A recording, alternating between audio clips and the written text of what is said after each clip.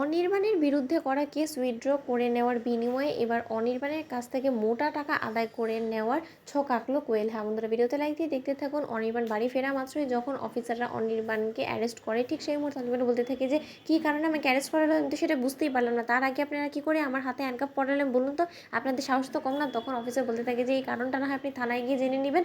আর madam একটা কথা বলে রাখছি, আপনি হয়তো বা ক্ষমতার জোর খাটিয়ে আপনার ছেলেকে জামিনে আনার চেষ্টা করবেন, কিন্তু এবার এই কোয়েল দেবীর পক্ষ হয়ে আমরা কোয়েল দেবীকে ন্যায় বিচার পাওয়ানোর জন্য আমরা ওনার হয়ে লড়াই করব আপনাদের এগেনস্টে। এই জিনিসটা আপনারা ভুলে যাবেন না। এই কথা শোনা মাত্র অনির্বাণের বাবা বলতে থাকে যে দেখুন, আপনি কিন্তু আমাদের হাত কত অবধি আছে আপনি সেটা জানেন না, তাই ভালোই ভালোই আমি আপনাকে সাবধান করে দিচ্ছি, আপনি প্লিজ আমার ছেলের হাত থেকে এই হ্যান্ডকাপটা খুলে দিন। তখন অনির্বাণ বলতে থাকে যে আমাকে কোন দায়ে অ্যারেস্ট করা হচ্ছে আমি সেটাই তো বুঝতে পারছি না বাবা, আমাকে বলবে তোমরা কেউ।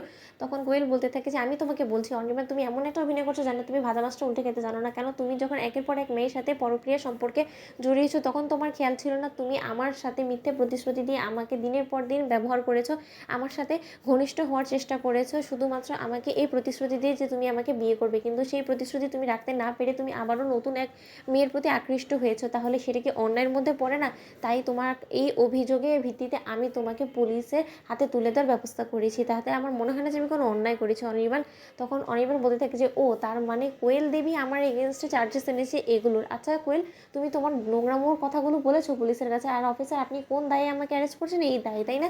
আপনি জানেন যে কোয়েল দেবী কি কি জঘন্য কাজ করে রেখেছে, ও মানুষ অবধি ওর মারতে ওর হাত কাঁপে না, সেই মানুষের কথায় আপনি আমাকে অ্যারেস্ট করার জন্য চলে এসেছেন। এখন তো আমার হাসি পাচ্ছে আপনার এই চেহারাটা দেখে যে আপনি এতটাই বোকা যে আপনি আর যাই হোক না কেন আপনার কাছে যে এসে কেস ফাইল করেছে সে ব্যক্তি সম্পর্কে আপনি বিন্দুমাত্র খোঁজ নেওয়া অবধি প্রয়োজন বলে মনে করেন। আপনি কি পাগল না কি বলুন তো? একজন মানুষ এসে আপনার কাছে মিথ্যে একটা অভিযোগ করলো আর আপনি সেই অভিযোগের ভিত্তিতে আমাকে অ্যারেস্ট করতে অবধি চলে এলেন।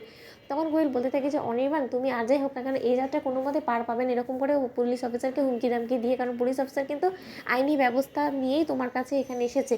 আর তার থেকে বড় কথা, তুমি ক্ষমতার জোর খাটিয়ে সব মেয়েদের মুখ চুপ করিয়ে দিতে পারলে আমার মুখ কোনো মতে তুমি বন্ধ করতে পারবে না। অফিসার আমার কাছে ওর দেওয়া সেই টাকাগুলো অবধি আছে যে টাকাগুলোর প্রভাব খাটিয়ে ও আমার মুখ বন্ধ করানোর চেষ্টা করেছে। কাল রাতে ও আমার মুখের উপরে থোপে দিয়েছে সেই টাকাগুলো, যখন কিনা আমি ওকে হুমকি দিয়েছি যে অনির্বাণ তুমি যদি আমাকে সময় মতন বিয়ে না করো তোমার কথা দেওয়া অনুযায়ী তাহলে আমি তোমার এগেনস্টে কেস ফাইল করব, সেই ভয়ে ও আমার দিকে টাকা ছুঁড়ে মেরেছিল আর সেই টাকাগুলো আমার কাছে আছে, চাইলে আমি আপনাকে দেখাতে পারবো।